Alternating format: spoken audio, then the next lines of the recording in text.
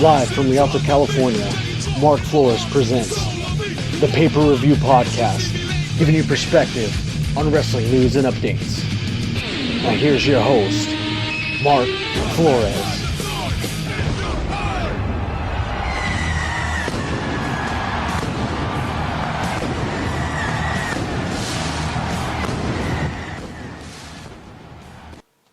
Thank you, everyone. Once again, this is the Paper Review Podcast. I am your host, Mark Flores. Just to let you know that this paper podcast is brought to you by none other than Game Swappers. Game Swappers, buy, sell, and trade your retro games and next-gen consoles. That's Xbox One and PlayStation 4. You could come into contact with Game Swappers via Instagram at GAMESWAPPERS. That's GAMESWAPPERS. Game Swappers, buy, sell, and trade. Keep in mind, guys, that every time you share my post through Instagram or through Facebook, you can use that share from Facebook or Instagram to get 10% off your retro game purchases through Game Swappers. And that's also 10% more towards your trade-ins if you do an in-person trade at Game Swappers. Once again, if you share my link to my podcast channel and have a few choice words to say about it, you'll actually get 10% off your retro game purchases through Instagram or in person at Game Swappers. Like I said, it's more of incentive for you to share the program and help me out, and it'll be more incentive for you to show people if they do like conspiracy theories, if they like wrestling, or if they like retro collecting. Each one of the 3 shows that I do on a weekly basis will provide some sort of incentive for someone out there that you might share it with. Anyway, let's go into tonight's. I want to do a brief recap. I was on a week delay about the Monday Night Raw, SmackDown. To get things out of the way, we actually had a few surprise NXT call-ups. Oh, little error right here. We had a few surprise NXT call-ups on Raw and SmackDown. We actually had Apollo Crews, Enzo Amore, and Colin Cassidy. We had the Vaudevillains showing up as well, and we also had Baron Corbin. They all debuted at the mentioned shows, and I'll briefly mention my personal opinion on each one of their stocks and their possibilities. Let's start off with the foremost. We have Apollo Crews. He had a great show-off match against NXT Buzz Tyler Breeze. The match showed off his athleticism, including the standing moonsault, and his swinging powerbomb, which he likes to call the cruise control. He could be a heavyweight contender. He just needs to improve on his microphone skills. The smile he has is infectious as well, and the charisma that he has with that smile will go hand in hand whenever he decides to either turn heel or just remain the babyface that he is now that WWE decided to bring him up as. I'd like to mention the second group of people that actually garnered the most attention over the weekend is Enzo Amore and Colin Cassidy. The debut promo that they had together was epic and perfect, in my opinion. I feel like they don't really need to fight on Monday Night Raws. What they can do is just use the way of their charisma and mic skills to just build up a good pay-per-view at Payback against the Dudley Boys. The Dudley Boys ended up doing a promo, and it got cut off by Enzo Amore and Colin Cassidy.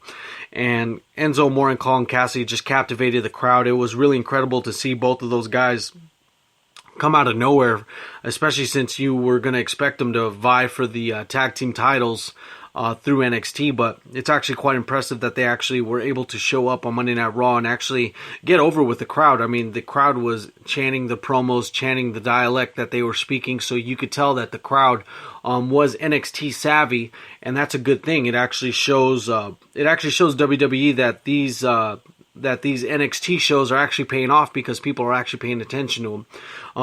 You wouldn't be able to say that about a year ago before Finn Balor and before Kevin Owens weren't showing up on the NXT roster. So that's actually good. There is no one on the WWE roster or in any promotion, in my opinion, that comes close to Enzo Amore's microphone skills.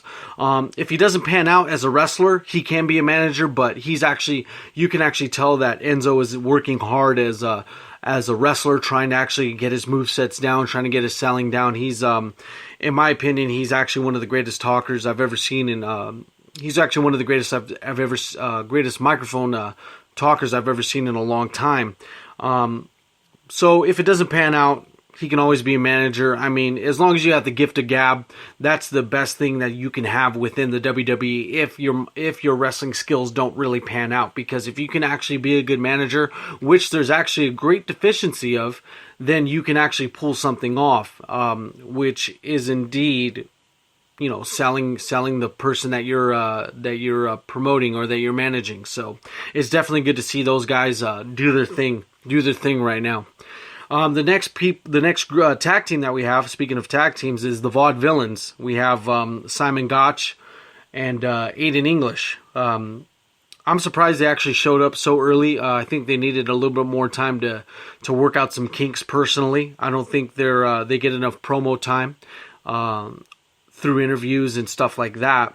But these guys were off TV for way too long. I think the drought between the time they actually were off NXT and from when the time they actually arose on Monday Night Raw is actually too long of a time for them to actually be relevant. But hopefully we can see a resurgence of their characters, and hopefully they can get over. This tag team is going to have a difficult time trying to connect with an audience that is basically not trying to buy into the gimmicks of two guys living the vaudeville style type of wrestling. It's cool and everything, but it's only cool for a niche crowd. In my best opinion, these guys are going to be a hit or miss. So I hope I hope them the best, just because I don't wish any bad upon any wrestler that works up the ranks of WWE anymore. And that goes on to my next call up that we had Baron Corbin. He fought against Dolph Ziggler on Monday Night Raw, and from all the matches I've seen, I saw a strong number of his matches were squash matches. But the moveset that he provided against Austin Aries was pretty impressive. But his moveset is very limited. His match against Austin Aries was his longest match that he's had in a long time. One thing that you do need to note from Baron Corbin is that his cardio and his ring skills are his only weakness. I mean, you rarely hear him on the mic, but he's one of those characters that need to be seldom heard. So it's kind of I don't know, a blessing in disguise whether you hear him or not. So I mean, I had some harsh words to say about him in the Wrestling Review podcast, but now I've come down and heated down a little bit. But I just wish I don't see much stock growing within Baron Corbin if they're going to keep pursuing him doing squash matches. You just can't build up a character like that without any proof to the moveset. Having only 4 moves or 5 moves isn't going to bode well with the audience, and they'll see right through it, because we already have someone that kind of recreates that same image, and that's Roman Reigns. So once you see the heir apparent, which is Roman Reigns, to the Baron Corbin, you'll actually be able to see that one or the other is actually not able to. Is not going to cut it, and you'll see that Roman Reigns actually has clout within the WWE, so then you'll see that the latter, which is Baron Corbin, isn't actually going to be panning out. So hopefully we see something go down between the two, or because right now they have Baron Corbin positioned as a heel, so we'll see what happens. A quick SmackDown recap just to go in before I go into the current Monday Night Raw recap. To this of April 11th, 2016. We're talking about last week's SmackDown that happened on Thursday. We had Roman Reigns versus AJ Styles promo. Roman Reigns passes AJ Styles into this promo and then doesn't do anything without it. I personally think that this feud needs to be an epic one. As of right now, it's starting out to be a very slow-paced one. I think these two need to start doing something right out of the gate. They need to do something, and they need to start something hot off the mark. If AJ's job in this role that he has now is to put Roman Reigns over, it needs to be wrapped up very quickly. Just because the stock on AJ Styles is rather high. The reason he had the number 1 contender is because rumor has it in the back mill is that He actually is selling quite the amount of merchandise throughout WWE.com and throughout travel shows. I personally tried to find myself an AJ Styles shirt when they were over at the Citizens Bank Arena in Ontario, California, and I couldn't find the right size. So yeah, the large AJ Styles phenomenal t-shirts were definitely selling out, and I can attest to that. AJ Styles isn't designed to be putting people over right now, especially since he started off at the Royal Rumble. I mean, the last two epic pay-per-views that he had, I mean, yeah, he did win over Chris Jericho at Fastlane, but to lose to Chris Jericho at WrestleMania is an upset to me, and I think that AJ Styles actually needs to be doing something rather than putting people like Roman Reigns over. I think AJ Styles is paying his dues, and he's just doing it at an accelerated pace. But the old school mantra of WWE superstars and veterans in the back office, they're going to basically tell you, well, you got to pay your dues and you just got to put people over. You're lucky to even be here, yada, yada, yada. The only possible outcomes I can see, there's actually quite a few that I have, a couple scenarios. This feud might take at least two pay-per-views to close up. I mean, you could tell that this tension, starting at a slow pace, is actually going to end up slow as well. This might secure AJ Styles' heel turn, and he might bring out the Bullet Club to help and take over the WWE. That's one speculation, and I'll get further into that with my tonight's Monday Night Raw recap, this April 11th of 2016 today. The second scenario is that the first pay-per-view match at Payback ends in a disqualification, but that's via an interruption by Seth Rollins. They bring up Seth Rollins as the reason for the disqualification. Hopefully this will lead up to like a great fatal three-way at the next pay-per-view. I mean, that's something you definitely hope for. I mean, think about it. You have Seth Rollins coming back into the mix as the guy who had to give up his title due to injury, so he didn't lose it in a bad fashion. He actually lost it forcefully out of his hands. So hopefully that's something that we can hope for at the next pay-per-view, so we can maybe expect some sort of shenanigans that goes on via DQ, and then we have Seth Rollins, AJ Styles, and Roman Reigns in a fatal three-way, hopefully. Each one of those guys have every reason to hold the heavyweight title. Even with AJ Styles, I mean, wouldn't it be just a great surprise to have someone that just came out of the scene very quickly? Someone like reminiscent of Alberto Del Rio just coming out of the mix and just dominating all of what he did in, I think it was like 2012 when he won Money in the Bank in the Royal Rumble. That's just something to think about. It's something to talk about. So hopefully it doesn't go astray. The logical answer is that AJ Styles will put Roman Reigns over as he did with Chris Jericho. Maybe not at this pay-per-view, but at the next. AJ Styles isn't favored to win AJ Styles isn't the one to win out of this feud. It isn't speculated that he will win out of this feud, but hopefully that's something that you can hope for, and it's a very strong chance within the fanboy of AJ Styles, but it's just really illogical to think that just because the pace that they want to put Roman Reigns at is at accelerated one, which is unfortunate. So that's one of the main things to take out of the SmackDown, minus the promos that you had. I mean, not minus the promos, but you had the debuts of some of the NXT hopefuls. That's something to note as well, in my opinion. But today's Monday Night Raw review, it happened today, April 11th of 2016, at the Staples Center in Los Angeles, California. It opens up with the Shane McMahon opening segment. Him coming back. Shane McMahon coming back is very beneficial for ratings for now. As long as they keep it to above 3.0 and above, we should be all right. Rumor has it that this is going to be his last appearance for now. But I see what WWE Creative is doing, and what they're doing, if you can follow me here. WWE Creative is actually putting, doing the choices and doing the decisions that the internet and that the hardcore fan, the internet fanboys like to see. They're doing the decisions of they're doing those choices. For them to do that is actually really cool, but they're using Shane McMahon as the vehicle to voice those discretions, to voice those opinions about how they feel. about the issues at hand. Creative's doing a smart thing by allowing Shane to be the voice while the audience stays oblivious to what's going on. So it kind of looks like Shane just came in the mix and wants to change everything up, which is good to keep up with storyline, which is actually pretty impressive.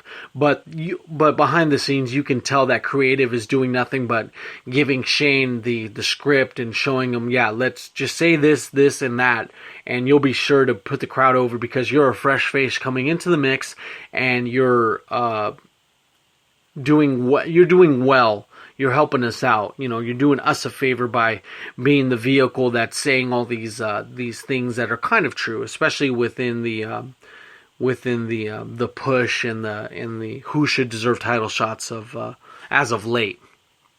The beginning match is Cesaro versus Kevin Owens. And Cesaro and Kevin Owens, you don't have to expect anything else but a very technically savvy match between these two.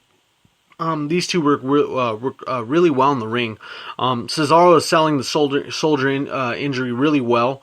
So it's apparent that Cesaro is actually going to get this kind of push that he deserved about 6 months ago before he got injured.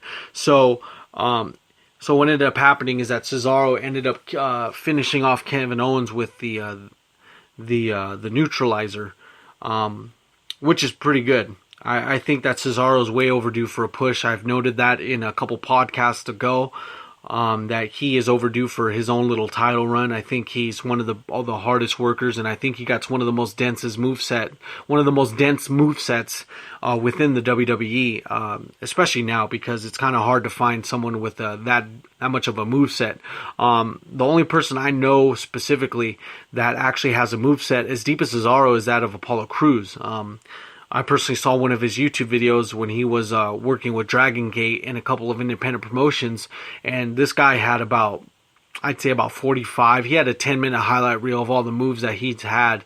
So he has quite a few moves. I mean, you're not going to see all of them, and same thing with Cesaro. You're not going to see all the moves that they have. I mean, WWE doesn't like doing that much of a risky move. They don't like doing that many risky moves here and there, but hopefully you get to see some every pay-per-view. They usually like to bust them out during the pay-per-views. So then you have this next segment. I'm only going to note the most important segments to see today, but the Dudley Boys and the Lucha Dragons ended up starting off the New Day's tag team tournament that's sponsored by Booty-O Cereal. They make sure you're not booty. I think the New Day's promotion about Booty-O Cereal is pretty hilarious. I think these guys are just too over for their own good. It's just very, very entertaining to see these guys who were at once, I mean, they were at the bottom of the barrel as far as factions go, but now these guys are, in terms of merchandise sales and in terms of crowd interaction, these guys are, no one else holds a candle to them. I mean, it's pretty hard. I mean, once you see Enzo Amore come into form a lot more, it's just, Enzo Amore is going to have the crowd a lot more into his hands as you see the months go on. Watch, just you wait. You mark my words. After the match, the same thing happened to the Dudley Boys again.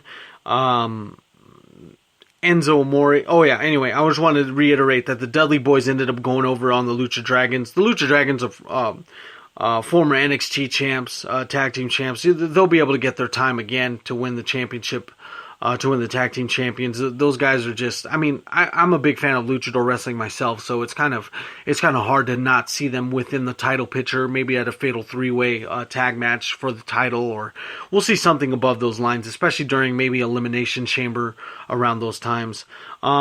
So at the end of the match, the Dudleys are still within the ring, and then all you hear is Enzo Amore's Titantron come on with his music. He comes out looking flamboyant as ever. Just pure hilarious. I mean, this guy just oozes charisma off the bat. Pure gold on the mic. Enzo Amore is. He's just basically selling a fight between him and the Dudley Boys, which is pretty amazing. To have experienced guys like the Dudley Boys being shown up by this guy who just comes on the scene as of late is pretty impressive. For my final recap on the two, I think the Dudley Boys and I think the Dudley Boys and End Zone Cast are going to see it settle this either at a pay-per-view, preferably Payback. And like the AJ Styles and like the AJ Styles Roman Reigns thing, I think this might take over 2 pay-per-views to settle out. Roman Reigns then comes out, and then you hear Los Angeles go. All you hear is Los Angeles go, boo, boo for this man. It's not surprising to see. I mean, when there's more boos than cheers for your baby's face, that's telling you something. To downplay AJ and Sami Zayn, I remember Roman Reigns ended up saying that, yeah, they won titles here and there, but this isn't the title. He's basically taking a big giant hot dump on all the accomplishments that he, which is AJ Styles and Sami Zayn, what they did in independent promotions, I should say. I just think, with my personal belief, I just think that Roman Reigns, maybe he had no choice but to win at WrestleMania. That's just how it is, especially with WWE, especially when Vince McMahon decides to do nothing but focus in on your push itself. So, what ended up happening is that the League of Nations ended up interrupting, and they wanted to start beating up Roman Reigns, but then the Wyatts ended up helping out Roman Reigns and showed and solidify the face turn that they needed between the heel tag team group. But after that, we had Charlotte versus Natalya. This match was very technically very technically gifted between the two. These two ladies are.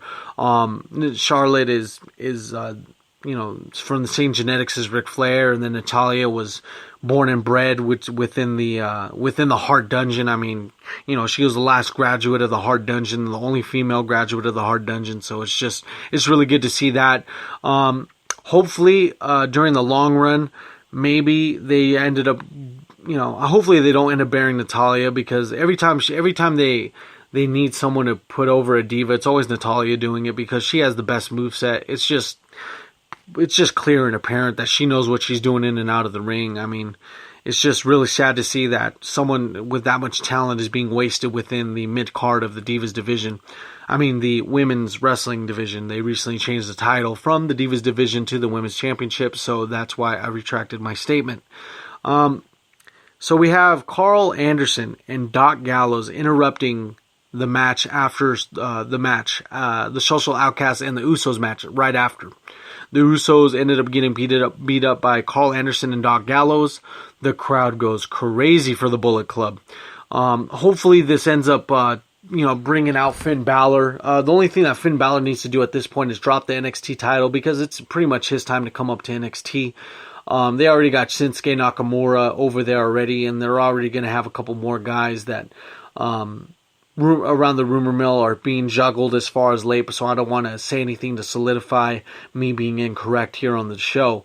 But what I want to see the Bulletproof. I want to see Finn Balor's clique within this group. I mean, AJ Styles was within the same group, so let's see. I want to see a big NWO-esque faction within WWE again. I want to see it.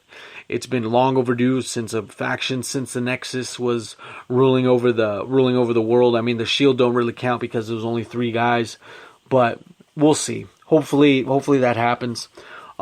Speaking of the Social Outcasts, we had another match between Apollo Crews and Adam Rose. One thing I could say about Adam Rose, I mean, Adam Rose is about 37 years old. I mean, he's on the latter end of his career, but one thing he does, Adam knows he's an enhancement talent, but he does his job very well in the ring. I mean, he has no other choice, and he's fully committed to make you believe that he can win the match every single time. That's good. I think that Adam Rose, despite what many people think about him, I think he's honestly one of those flash in the pan guys that just got over as Adam Rose, the party guy, and just ended up falling off to the wayside. But Apollo Crews ends up showing off his moveset again.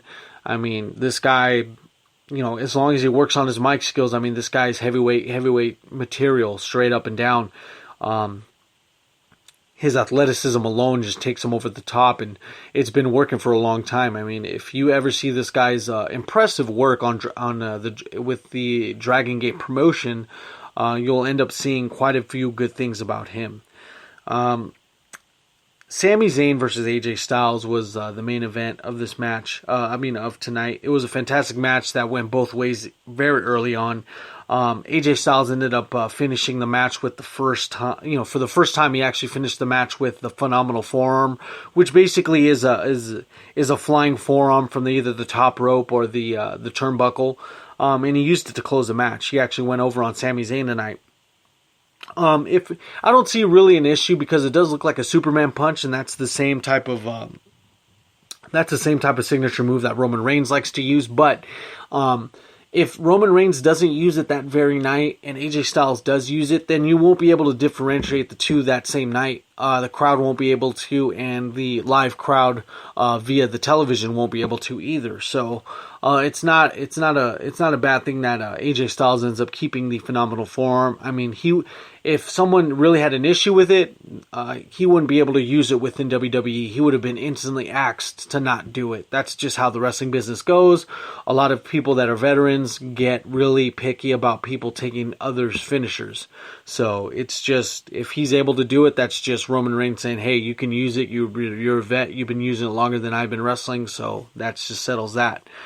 Long story short, to overcap on tonight, I'm really excited to see what potential the Bullet Club has leading up to Payback and leading up to these pay-per-views.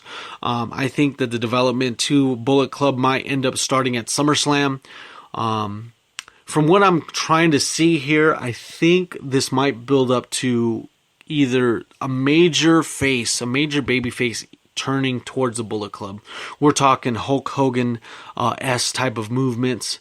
Hulk Hogan, when he ended up leg dropping Macho Man at Bash at the Beach in '96, he ended up turning and developing the NWO. So hopefully that he can adopt the Bullet Club. Hopefully someone like John Cena or Randy Orton can come back, or Seth Rollins, and someone needs to be the WWE identifier as the WWE identifier towards the Bullet Club. What I mean by that is you can't have a bunch of guys coming from independent promotions being the face of this the face of this Bulletproof club, which is pretty much founded by Finn Balor as seen by the shirts. So what I mean is this, that WWE won't let anyone else be a leader of the group besides someone that's born and bred from WWE. So you'll see either a major babyface do it, or you'll see a major babyface do a quick heel turn, like we're talking a swerve heel turn at a major pay-per-view to develop the storylines. At this point, I think WWE should do riskier moves like that. They are not in a position to be very coy with their decisions, so we do need to see some drastic movements within the World Wrestling Entertainment. Me, as a little small representation of the WWE Universe, would like to see this definitely. You'll very, very soon see Bulletproof t-shirts sell like hotcakes. I mean, even the subconscious appeal to the Bullet Club or Bulletproof, whichever one you'd like to call it. You could see the subconscious attributes that they have, because you have the black and white from the NWO, and then you have the black and white, which is the Bullet Club. So that brings you instant appeal subconsciously with nostalgia as well. So I just wanted to do a quick recap on all three of those. I like keeping it within 30 minutes. I like keeping everything short and sweet when it comes to wrestling, just because that's how you need to be, especially within the confines of about 30 minutes, how I like to keep these shows. This pay-per-review podcast was brought to you by Game Swappers. Game Swappers, buy, sell, and trade your retro games and next-gen consoles. That's Xbox One and PlayStation 4. You could come into contact with Game Swappers via Instagram at GAMESWAPPERS. That's GAMESWAPPERS. Game Swappers, buy, sell, and trade. Once again, guys, I can't stress this enough. If you want to get 10% off towards your retro game purchases through Game Swappers, all you have to do is mention my podcast via Instagram or mention my podcast via Facebook. You screenshot the share, you screenshot the post on Instagram, you show the guy running the pages on Game Swappers, and he'll take care of you appropriately. All you got to do is that, let them know you shared it, tell them I sent you, And that's just it. That's just the sponsors helping you guys out with a good promotion. That's 10% off towards your retro game purchases, and that's also 10% off towards your retro game trade-ins as well. So we do you well on both ends as far as retro gaming goes. Alright guys, I just wanted to do a quick recap on Monday Night Raw and all of that. If you guys have any questions, be sure to email me at markandandrepodcast@gmail.com. That's markandandrepodcast@gmail.com. Or find me on Instagram at markfsmodernlife. That's MarkFsModernlife. Mark F's Modern Life. Just like Rocco's Modern Life, but Mark F's Modern Life. Alright guys, have a good night. See ya.